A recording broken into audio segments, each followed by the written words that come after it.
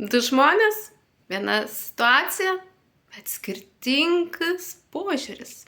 Apie ką aš? Paklausyk istorijos. 2 batų pardavėjai nuskrido dirbti į Afriką.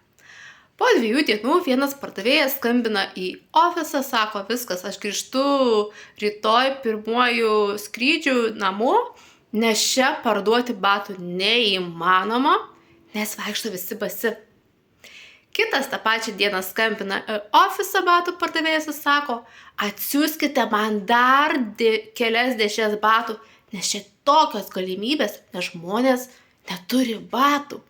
Tai štai viena situacija, 2 žmonės, skirtingas elgesys. O kuriam pardavėjui imponuoji tu? Ar mąstai kaip antrasis, ar kaip pirmasis? Labai smalsu, pasidalink komentare.